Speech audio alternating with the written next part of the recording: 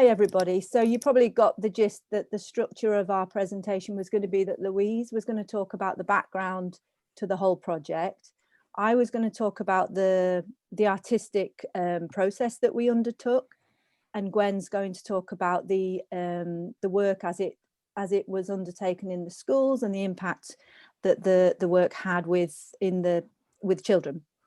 I can tell you a little bit about the background to the project, which is what Louise would have covered. So it won't be as in depth and as detailed, but I hope that's okay. I can just give you a little bit. So background and context of the project. So in 2019, November Club undertook a new fairy tales project, an entirely new theatre show that we were making. And it was a night of new fairy tales for Northumberland. New writing, new stories. We took a performance around 3 or 4 village halls in Northumberland, and there was a collection of stories created at that time. As a result of that piece of work and also kind of audience feedback, really, we decided to take a strand of that project forward into a schools project. And at that time, in the early stages of planning, it was going to be a small schools tour to some rural primary schools and middle schools in Northumberland. And it was going to be a live performance. It was going to be a 2-woman show, actually, with puppets and some music and storytelling. And it was going to be 2 performers. It was going to be me and Zoe Lambert, the actor who's based in Newcastle that I'm sure you know. She works a lot with November Club. The planning of this project was well underway. We were making good inroads, and we were making contact with schools. And then, as we all remember, in March, the pandemic hit and lockdown happened. So like many arts organisations, November Club took stock and had to rethink and had to think about what was the most suitable way to move the project forward. We had different options of postponing it, abandoning it, or doing it in a different way. And I'm really happy to say that November Club undertook a new approach, and we decided to turn the live performance into a digital project that we could deliver safely to the schools. And that's what really we're going to talk about today. So I think, Danny, if you're there, it might be a good time to show the trailer. And then once we've seen the trailer, I can talk about the part of my presentation I was going to be doing today. She's not there. I am here. Oh, she's Hello, there. Hannah, sorry. Oh, that's okay. Whilst we've paused briefly, we might have Louise back in. So Louise, if you can unmute yourself, please, and we can try and hear you. She won't have video on.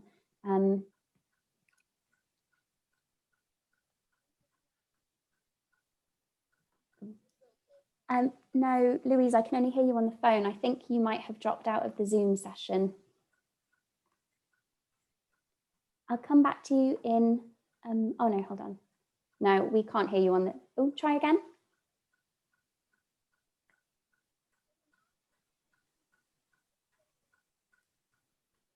Okay, let's go to the video. I'll do a little introduction, Danny. Great. So what you're going to see is a very short taster. It's a trailer essentially for a longer piece of film. It's a 5-part animated story that the schools all received, and which I'm going to tell you a lot more about. And what you're going to see now is a 3-minute trailer for the project.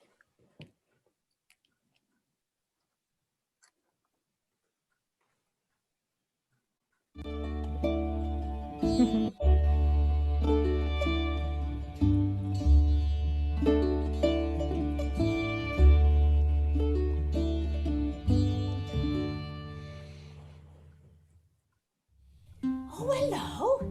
How are you?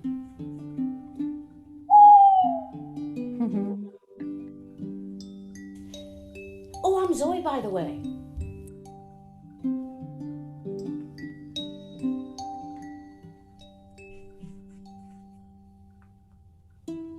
I've been having a good route round in this here cupboard under the stairs, and look, I found the next part of the story.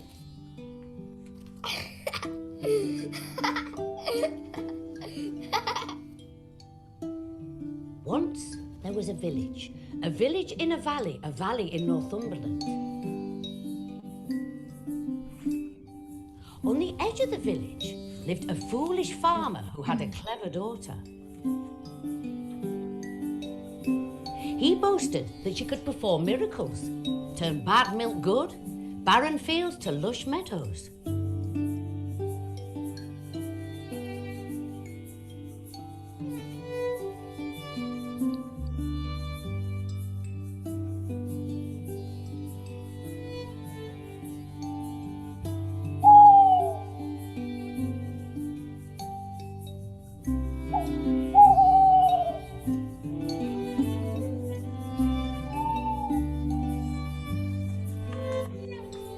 No, it can't end there.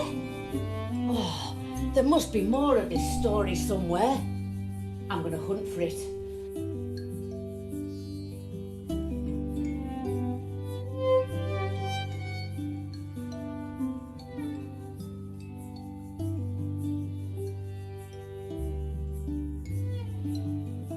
I remember when I lost my grandma's ring.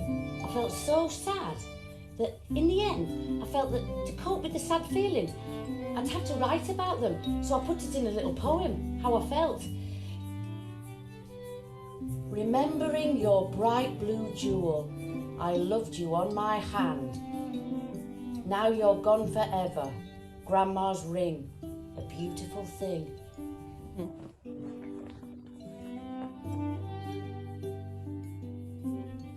I wonder if mice read. I think I might write a little poem for the mouse. Bye. Oh, look out for that mouse. See if it follows me out. Bye.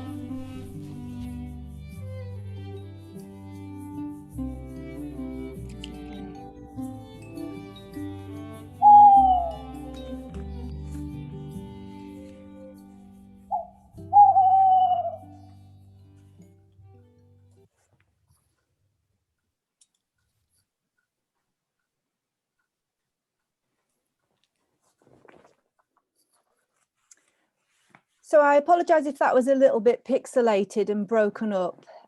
Seems to be the way of it today, a little bit on the technology, but you can find that trailer shortly on the November Club website and YouTube channel, so you might wish to see it again with a little bit better quality. But anyway, thanks Danny, that was great. So my part of the presentation now is to talk about the process of making that piece of work and the decisions we made around that. I'm going to talk essentially about how we best serve the core purpose of the project by creating an artwork, a piece of animation, and that the purpose of the project was to support children's emotional resilience in this particularly challenging time that everybody found themselves in. So I'm a visual artist. I'm based in Cumbria. I work with children quite a lot. I go into schools and different learning settings, working with kids from early years right through to school leavers. With November Club, I've collaborated with them for a couple of years only, really, as a designer and a maker, puppeteer, and also an animator. So as I was describing, we were underway with a project to create a touring show, two-woman show, to take a piece of live theatre into rural primary schools. And then in late spring, we found ourselves in this new situation of being in lockdown, and we wanted to continue the project in a new way as a digital version. And the project became known as Lost, Found and Told. That became its new title.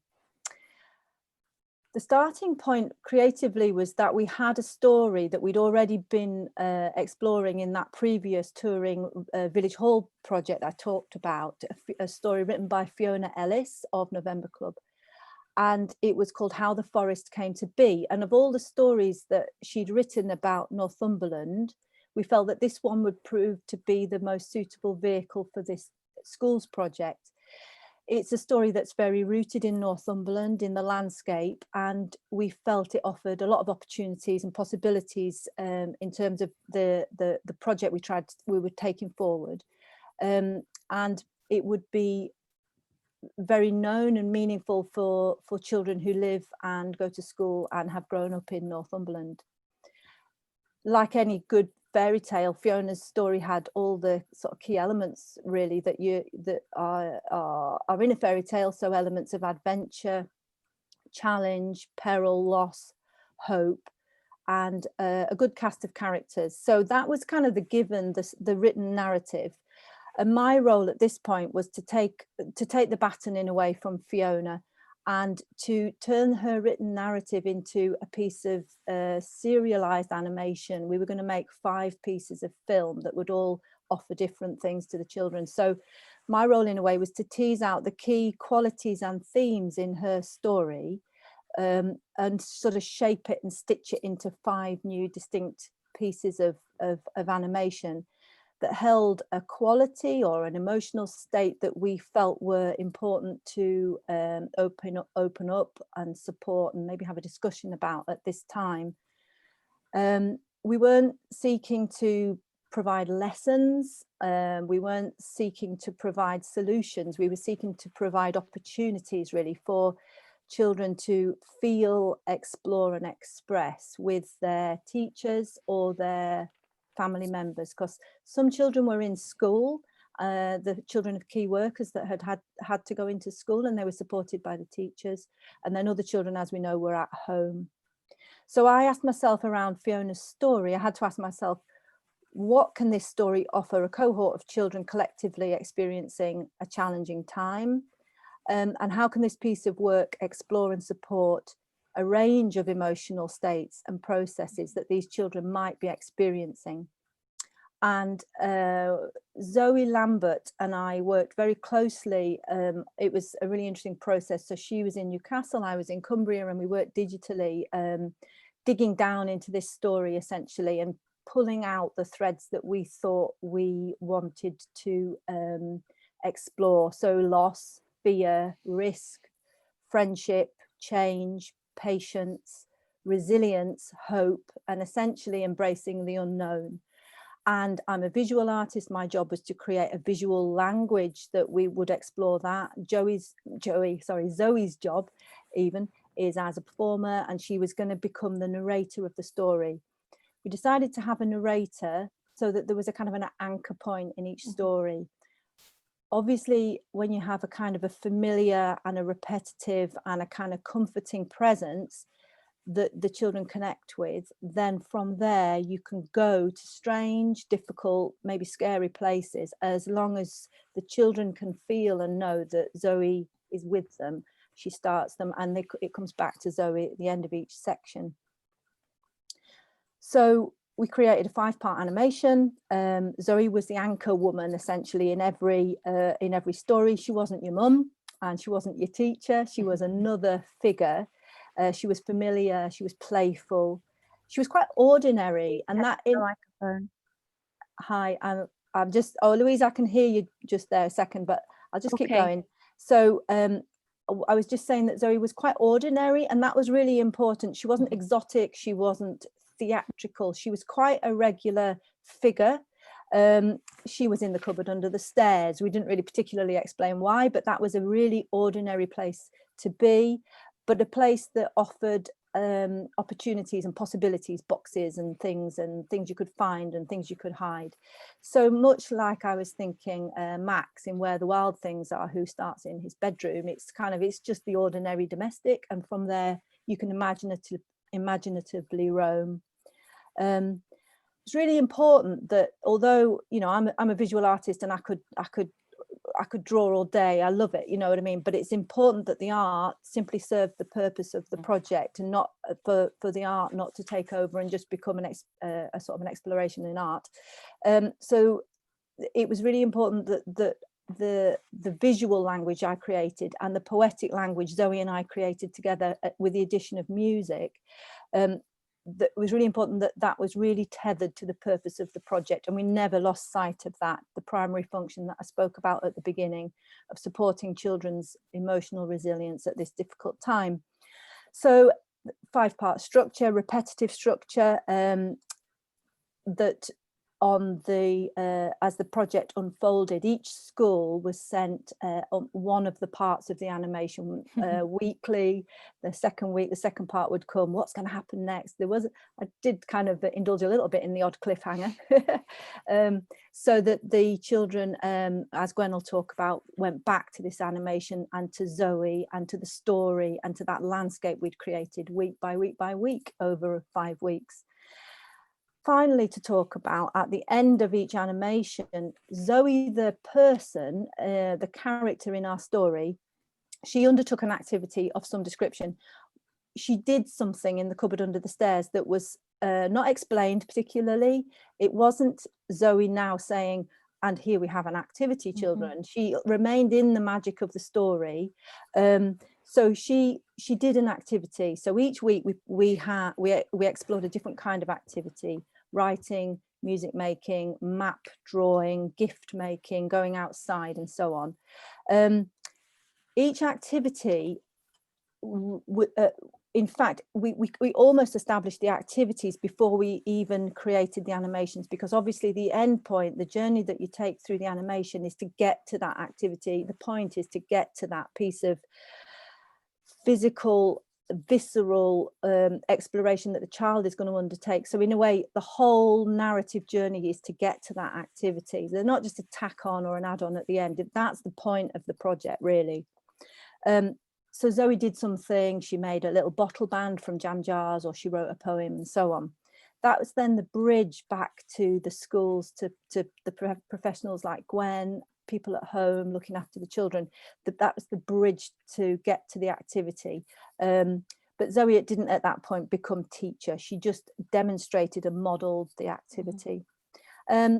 Finally, just to say that each activity was deliberately created in quite a varied way. So we all know that different children respond to different kinds of things. There was writing, there was making, as I explained, that they were all really, really easily resourced. They didn't need anything special to get involved in the activity, and that they were all open-ended. They weren't a closed activity to complete. They were simply starting points, really.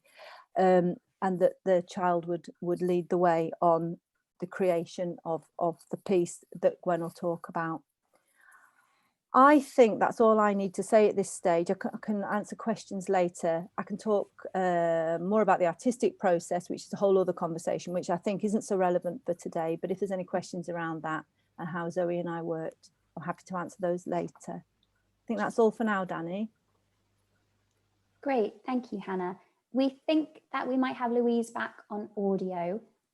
So Louise, if you can unmute and try and speak for us, please, then we can determine if we can move back to your section. Yes, hi, I'm here. Can everyone hear me? Yes. Yes, that's much better, Louise. I'm sorry you can't see me. I'm going to skip back a little bit. My apologies, because we were sorting out the technical issues. I didn't hear what Hannah spoke about at the beginning of her section. So I apologize if there is any repetition. So I was going to give context of how the project came about.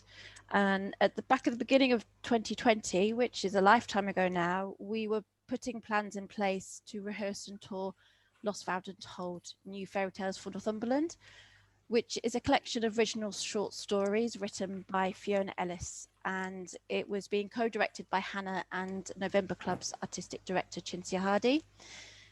The stories, it's a collection of stories set in the border county of Northumberland. They're tales of losing and finding courage, of love and kindness in unexpected places, and about the strength and resilience of Northumberland. We had planned to do an in-school project, a 5-week project in the summer term prior to touring in the autumn and working with Lowick, Ford and Northam First schools. And the aim of that project was to support Year 4 pupils' emotional resilience as they prepared to transition to middle school. And then lockdown happened, and it became very clear quite quickly that we couldn't go ahead with that project. Digital delivery of participatory work wasn't something we had a lot of experience in, but we felt strongly that whilst we couldn't deliver as planned, the lockdown situation meant that there was an even greater need to support children's emotional resilience. So Hannah and I put our heads together and redesigned the project so it could be created and delivered entirely online. And the schools were enthusiastic and embraced this approach. And we were very fortunate that two of our funders, Hadrian Trust and Northumberland County Council, who had granted us project funding for the in-school project, were happy for us to go ahead with this digital approach, and also to Barmore Wind Farm Fund, who supported the project. I think Hannah talked about the aim of the project in terms of supporting emotional resilience, and also the story of how the forest came to be isn't a lockdown story. It was written in 2019, so it was before anyone had even heard of COVID-19, but there are elements of the story that resonate with lockdown, and that was one of the reasons we picked this story. I'm just skipping here because I know Hannah did mention some of these things. So in terms of the practicalities of how it was delivered, we hosted it on a members only area of the November Club website. And this meant that parents and schools had password access to the content. This kept it secure from a safeguarding perspective. And it also meant that the children at home could use the comments function. They shared photos and comments of things they've been creating at home so that their teachers and friends could see them. And we had 30 children take part in school set across the 3 settings, and 11 parents signed up to access it from home. And Hannah's shared the trailer with you. So that's what I would have handed to Hannah. Gwen, would you mind sharing with us from your perspective as a teacher about the how the children responded and the impact you noticed? I will, certainly. Okay. Hi, can you hear me and see me? Right, can I go ahead? Hi, my name's Gwen Cockett, and I'm a teacher at a tiny little school, Northam First School, Northam St Charles, and was in a state of what am I going to do with children, you know, once the lockdown was announced. We had key worker children coming in, and we had a couple of bubbles. We had key stage 1 bubbles, and then we had my own class, which I'm very fortunate to only have 16 children. We split them at the time. We had years 3 and 4. What I had is I had a situation which really put the flexibility of this wonderful resource to the test. Is I was working with a small group of key worker children who were revisiting, who were coming back in every day to be in bubbles with the other children. So we had to keep repeating the videos and the stories, and we ran into school on a Thursday, I've got to be honest. Thank you very much, ladies, for the next instalment, is what we said. Oh, it's November Club today. I'm saying this because one of my backgrounds, one of my feathers in my cap, should I say, is I'm a reading recovery teacher. And one of the things that I really have been trained to do is to revisit and become familiar with anything that you're learning about, or anything that you're wanting to sort of get under your skin. So what I would say is that anybody that's ever going to use this resource is, if you get the opportunity to revisit the stories and revisit the episodes again and again, then please do that. I had to, because I had no choice, but there were certain children who saw it 3 or 4 times, 5 times. There was a couple of children, and it really embedded it and got it right under their skin, and it became part of them. It became part of their well-being and their recovery. So I will say that, and that was my own experience. What I did witness was the package, and you know, going from what Hannah had said and what Louise has said, I really do believe that it fulfilled so much of what you set out to do. And if it's whether it's to be used as a standalone teaching resource for children that are new to a class at the beginning of a year, or something to prepare children for a transition to a new class or a new school or a new set of situations, then this one really, really does the trick. what I really loved about it was the fact that it it made a nice isn't even the word, that's a silly word to use. It made a safe place for children who were just dipping their toe in the water to come back into school. Some of them had been out of school for weeks, and it was challenging times for them. What we found was, or what I found was, is that as soon as I put the music on a Thursday morning and Zoe's face appeared, that familiarity and that, safe place and that old pair of slippers, shall we say, sorry, Zoe, actually did the trick for those children. And it was the one thing that I will say really eased them back into the classroom again. And I don't know what I would have done without it. So I must say that it as a tool, to work with children who are either new to a situation or who you might feel are a bit wobbly about something, then please use this. The simplicity, the music and the graphics, thank you, Hannah, they were lovely. And there were things that the children could replicate to make it their own. And I know one of you, I think it was probably Hannah, said that you didn't want to lead, you didn't want to teach the children. You didn't want Zoe to be the teacher. And I think that was a really, really good thing to do, because just by suggestion or by a little bit of intrigue, or we could do that, then the children were led just up their own little track. I want to talk a little bit about the I'm going to say activities, the experiences. And every week when we watched Zoe and when we shared that time together, what I did was I dimmed the lights and I made it a really quite an intimate setting for the small group of children that I had. And then we watched the film, we watched the story, we revisited it again. And then she set us this little challenge or this little thing to think about. And I was always aware that if it wasn't the right thing to do, then I wouldn't have done it, or I would have adapted it. I don't know how to explain that better, except that what I wanted to do was be led by the children's mood and be led by their emotions. And for example, the first challenge task was to write an acrostic, a list poem about your own experiences and your feelings of loss. And I didn't think the kids were going to grab it. I really didn't think so. And it was a bit simple. How wrong was I? That simplicity was the thing that drove the whole thing forward. And for example, we had a little girl who talked about her loss of a mobile phone again. And then we had a youngster who talked about their loss of not going away for the field trip that the year fours were going to be going away to, and that she felt that there was a sense of loss. And I talked about my dog who we'd had to have put down, and there were tears all around. And it was a really, really amazing, simple thing that just because we'd listened to that story, it had obviously unpicked or unlocked a box of how we were all feeling.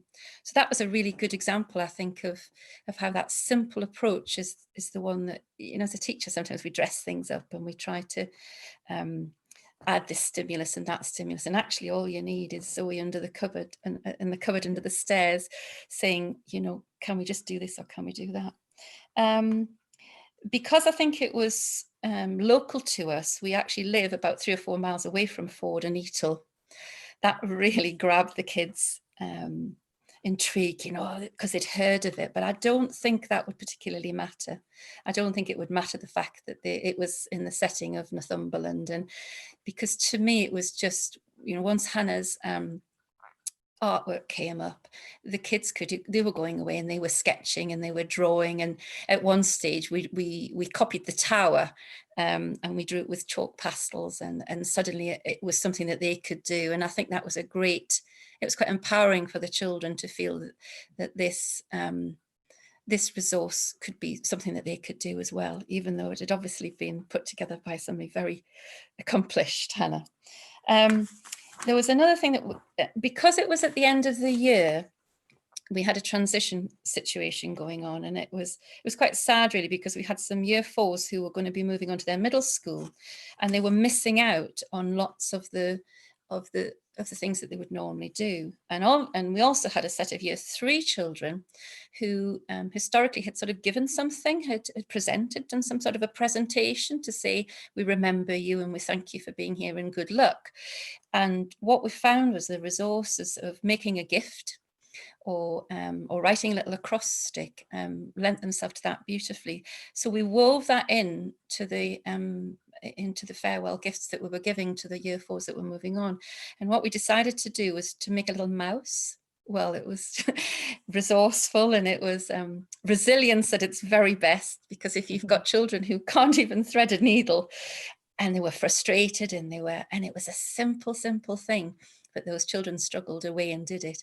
And the beauty of that is it stopped them thinking about themselves, and they were actually making this for somebody else. So they had to go away and decide what colors they were going to use and why they were going to do it in a certain way. And it stopped for one moment in the children's week. It stopped them worrying or thinking about what they were going through, and they had to think about the friend who they were going to give the gift to. So I wasn't expecting, that I was going to have something like that to offer them, but it really was a beautiful transition tool for them. So it was nice little things, and I do keep going back to this idea that the whole tale is simple, and yet it has such depth as well. And revisiting it again and again, we saw things that we hadn't seen the first time, which is why I would urge anybody to replay it and to go over it again and again. One of the things I did was, once the children were a little bit happy to pick a pencil up in school, because some of them hadn't really engaged with learning in a classroom the way that they were expecting to, is I used something which I've used for years, and it's Alan Peake sentences, which are 2A sentences and 3Ed sentences. And again, I urge you to go and have a look and see if they might help you. And I wanted to get some writing and some descriptive work from the children. And being the teacher, I needed something down on paper as well. So it kind of ticked a box for me. And we took Alan Peake sentences to talk about the girl, and to talk about the hob, and to talk about to describe, the man.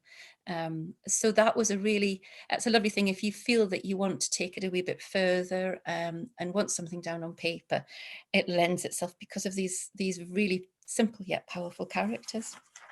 So I'm trying to think if there's something else. We talked about the gift, and again, it's that familiarity, the music.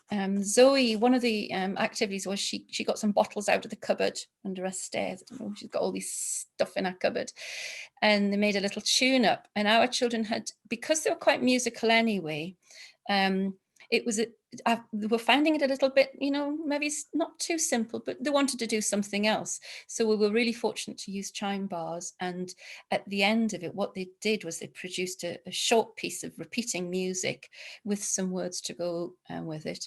And then the resilience in there was, they were so frustrated because they couldn't just get it right. So we had to then, I used that as session actually it took 2 or 3 sessions by the time they were finished, to go back and revisit that skill again. So using the art, using simple music, again, it lent itself beautifully to the state of mind that some of those children, I can't do it, I've forgotten how to do it. No, you haven't. Let's just take tiny little steps. Let's get the chime bars out. Let's just use an octave. Let's just use 8 notes, and you go away and make something, that works, that Zoe would like. So the activities were just, I don't even want to call them activities. I want to call them experiences. I want to call them, times with Zoe. Although, simple, absolutely did the trick at a time where children were very sensitive and very vulnerable. So I thank you both for that. I'm going to stop now. I could talk all day about it. I'm completely sold on it. I'm out of the classroom at the minute. I'm doing all sorts of forest school stuff at the minute and outdoor teaching, but I intend to use it when I get back, and I intend to promote it with the people that have at my own school who weren't quite sure of what was going on in my classroom. So thank you. Thank you, Gwen. Thank you so much, Gwen. Thank you, Gwen. It's fantastic to get that insight from you, because what's been one of the for me, a difficult aspect of working digitally is not being able to go in to visit a school, not being able to see the children engage with an artist and with the work. Yeah, so it's actually quite emotional hearing you talk about that because we didn't get to hear it. So thank you for sharing that.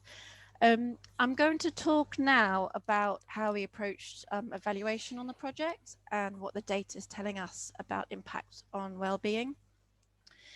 I'm going to just share some PowerPoints with you.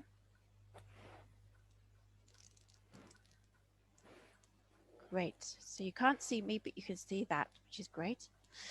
So we sought to get the following types of feedback for evaluation. For the children taking part, we asked them to complete a wellbeing questionnaire at the beginning and end of the project. And we asked them some general feedback questions at the end also.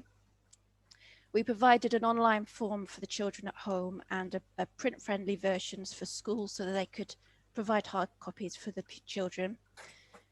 The partner schools, we asked the classroom teachers to complete an end of project feedback form online, and we were also in email correspondence with them and the head teachers throughout the project. And we asked the parents to complete an end of project feedback form, and that was online also. We asked teachers and parents questions about how they perceived the project. Was it engaging and well thought out? Was the content age appropriate?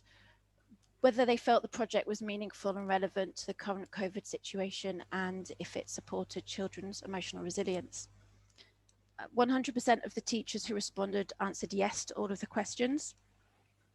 100% of parents replied yes to it being engaging, well thought out and age appropriate, and 67% agreed it was meaningful to the current situation, and 33% weren't sure. I guess the meaty evaluation is the wellbeing questionnaire. So we asked the children to complete it at the beginning and end of the project. It was based on the Sterling Children's Wellbeing Scale. This is a positively worded measure for well-being appropriate for children aged 8 to 15 years. It consists of 9 statements or descriptions with Likert scale responses based on frequency. So the children were asked which best described how they had been feeling and thinking over the last couple of weeks. And I've given a couple of examples in this slide. So the first couple of questions were, statements were that I have felt calm and relaxed, and I have been able to make choices easily. So children in their responses indicated the frequency of whether they had that experience or all those feelings. When it came to collating the data, each frequency response was assigned a number value from 1 to 5, with 1 being never and 5 being all the time.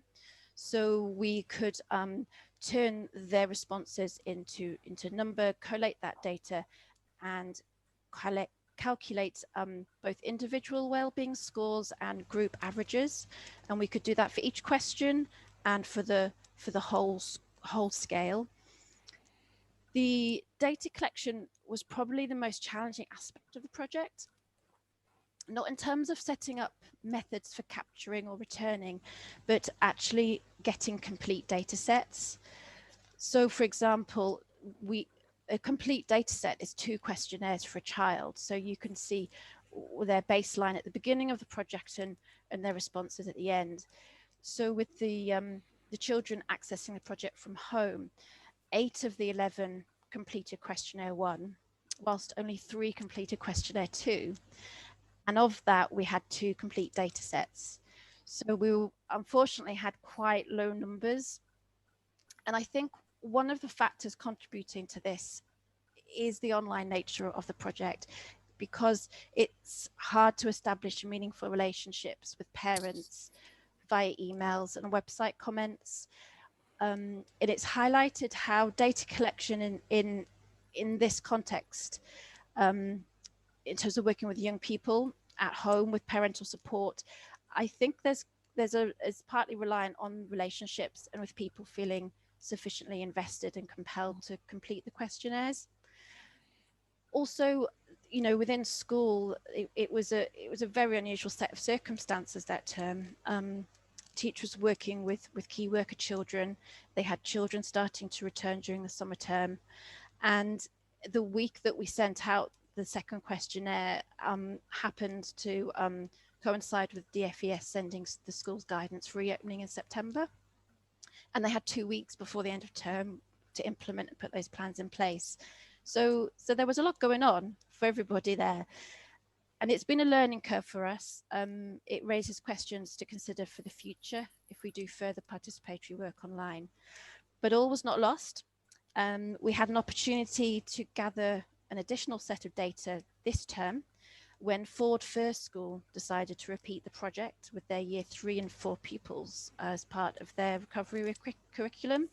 And I got their data sets just before half term. And this slide here shows the average wellbeing scores. So that's, you know, responses for the whole of the scale at the beginning and end of the project. And I've broken it down into the different contexts and time frames the children took part. So we have the at home in the summer term, at school in the summer term, and at school in autumn. So the average scores show that pupils' overall sense of well-being increased during the time frame of the project, and that's across all contexts and time frames, with increases between 3.5% and 12.1%. We recognise that there are many factors in children's emotional well-being, particularly during a global pandemic with lockdown, and everyone's situation and everyone's lockdown experience is different. So things that I'm factoring into this is that, you know, the children at home experienced a greater increase in well-being than those in school. And many of those in school were children of key workers. You know, so they were, you know, living under exceptional circumstances of going into school because their parents were working, you know, on the front line. So, and it's also interesting to note from this data that the well-being score of the pupils in the autumn term, their baseline, so if you look in the column underneath start, the children at Ford School, their baseline was 12.1% higher than the children in the summer term. So I think a contributing factor to this will have been that lockdown restrictions did start easing over the summer holidays. So whilst we weren't back to normal, I think for a lot of families, because we were able to get out and about, I think for children, things started to feel a little bit more normal. Mm-hmm. So I think that accounts for that difference. And then obviously that impacts on the change at the end of the project. So in terms of drilling down into the data further, I've gone with the Ford School most recent because that's the biggest data set that we have so far. And this data tells us that 64% of pupils' overall well-being scores increased throughout the course of the project. So of the children that responded, 50% of the children experienced increased feelings of confidence and felt calm and relaxed more frequently. And 43% of the children who responded felt more able to make choices easily and felt, and felt cheerful and good spirits more frequently. There were areas of the score where areas of the scale where the scores decreased. So the questions of, I think good things will happen in my life, I feel that I am good at some things, and I think there are many things I can be proud of.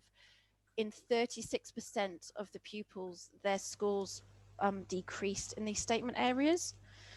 But if you look at the mean averages, the change was quite small, and also two of the areas, the starting score is quite high, at 4.5 and 4.4, considering that the maximum is 5. But this is something I'm going to follow up with the classroom teacher to see if we can identify any factors that may have been involved and any learning going forward.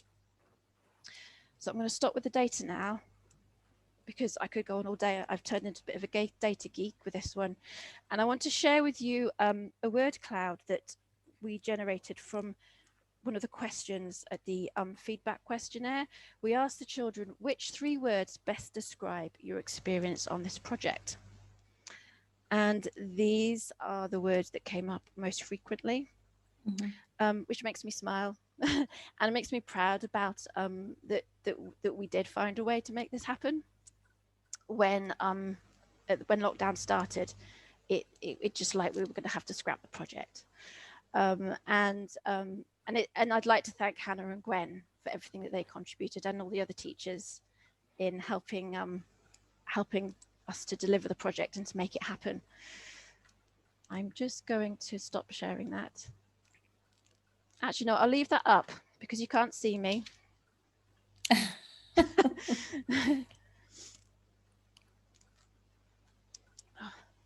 Sorry, I think that's come off. So the last section, what next? Lockdown, because the story isn't about lockdown, this project has longevity. At the moment, it continues to have relevance because of the current COVID-19 climate. And we believe it will continue to be a useful tool for exploring change and resilience, even once COVID is eventually a distant memory. And one of the joys of creating a digital project is we now have digital assets. Working live in school, completely different experience for everyone involved, but once it's done, it's done. We have wonderful memories, but we have this collection of wonderful films and activities. And we believe that they could be utilized further by more children. So what we've done now that schools are back, we've revised the content of the creative activities, thanks to a lot of the flexibility, ingenuity and experience of Gwen, with all the wonderful things she came up with in her classroom. We've introduced some of those elements. We've added more literacy opportunities, plus options for extension and differentiation. And we've also adapted some of the activities so they're more appropriate for a COVID secure classroom, where resources need to be allocated per child and there's limited sharing of resources the children may handle. So we now have an even more flexible offer. So it could be delivered both in the classroom and as a distance learning project. So if a bubble of children need to isolate partway through the project being delivered in school, they could continue to access the films at home and the activities.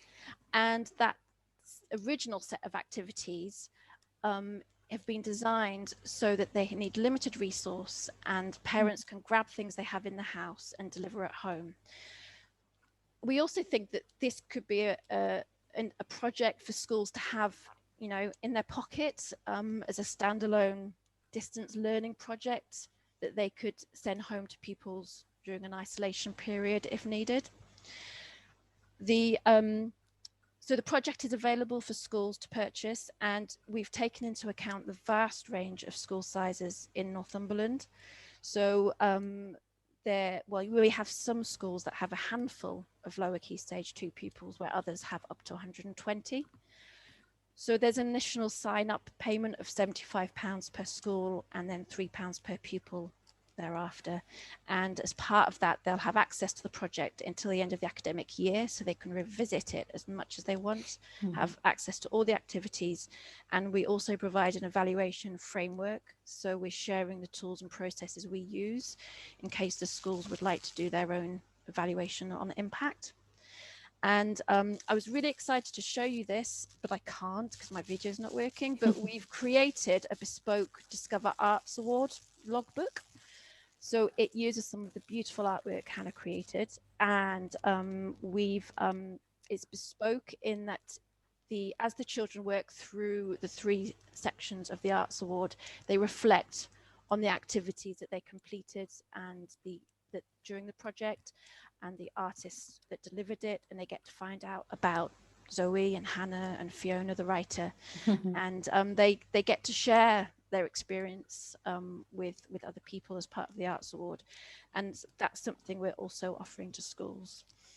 But beyond this project, the how the forest came to be is one of a set of 7 stories, and we had initially planned to tour them this autumn, but we've created a set of beautiful audio stories. So the wider project is called Lost, Found and Told, New Audio Tales from Northumberland, and we're releasing those 7 stories on Bandcamp this Friday, the 6th of November, and they are perfect for the shorter winter days and snuggling up with your hot chocolate and listening to stories as a family. More information about both of those are on our website, novemberclub.org.uk. And that's me. Thank you.